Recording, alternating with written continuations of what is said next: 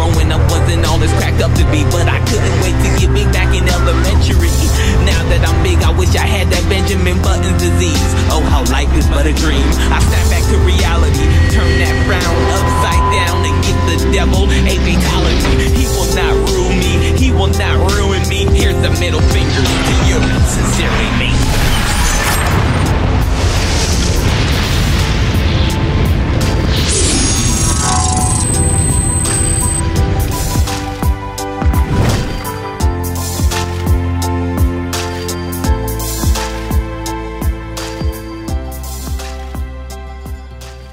There was something about you that I think was perfect for this role, and I knew you were coming in for Angelo because you looked the part.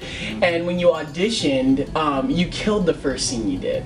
And the second one, I remember telling you, I think, that it was like a little rough around the edges. Yeah. But I think I was sold on you right when you walked in the door. Yeah, I think I remember that one. How did you feel walking out of that room though, knowing that your second time around wasn't up to your standards? Anytime I walk out of the room feeling good, I don't get the job.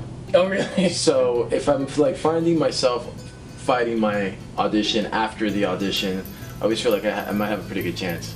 But it was funny because when we did that one, I said, you know, you yelled cut or whatever, and I was like, and you're like, yeah, that kind of stank at the end. And I was like, yeah. I think I was just really honest with you because in my mind, you had the role, and I was like, let me direct him in the room. Am I the youngest director you've ever worked with? Probably. Okay. And I just want to ask from a perspective from actor to director, how is that, like, about the idea of it when you're going into a situation? Because I remember working with Sally Kirkland, which is a fantastic actress, and you know, she had her own reservations with working with a young filmmaker. Do you have that same? And I feel like with technology being so available to a lot of young filmmakers, directors are getting younger and younger. I was excited. As you age, you want to still be relevant in younger people's, you know, minds or on their rosters. So I didn't have a problem with it. As a matter of fact, in reading the script and then meeting you, I was like, okay, this could be something awesome. Especially with your energy. You know, I never saw you sitting in the chair and not bounce up and not like really be involved in the entire production. So having you, you know, get out of the seat and run around, especially with the pace of the film and moving things along, I liked the pace and I liked the fastness of it. You come down after we shoot a scene and you'd be like, how did that feel? How did that feel? And I was like, well, how did it look? Well, it looked great. And I'm like, well, if you're happy, I'm happy. Let's talk. I mean, no, that's funny you point that out. We moved really fast. And I think a lot of people didn't believe that we would actually move that fast. And I think they get stuck with a lot of directors who can't make decisions, who can't pull the trigger and say enough is enough.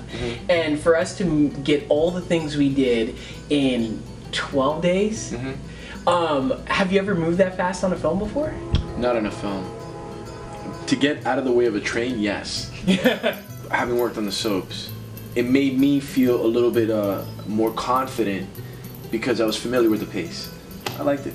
Well, no, and I think it varies with performer to performer because it's sometimes a lot like Eva. You know, that pace is like, you know, for her, she'll lay it down and boom, she's done, you know, let's keep it moving, you know. But for some of our fresher, newer actors, they want time to delve into that scene and they like, did I feel it, did I not feel it? And I feel like if you study the character, if you become the character, then however you react to the given situation is true to what that character would do. So do we need to do it 100 times? No, because how you did it the first time is authentic in which the character would react the first time being in that situation. And as a director, that's what I like to capture, because when you get to take 8 and 9, yeah, you're gonna have to do multiple takes, say like a light fell over or something happens, you know, but when you get to 8 and 9, it kind of starts feeling forced. Then you as a performer starts getting confused. I as a director start getting confused because then I'm like, well, I really like number 2, but what you just did in number 6 was completely different, and now I see something completely different. And then we just become repetitive in trying to get the best of both worlds, and then by that time, we're behind schedule. And so as a filmmaker, as a young filmmaker, I like to just move 1, 2 takes and we're done. Because how you give it on those first 2 takes is usually the most authentic if you did your research.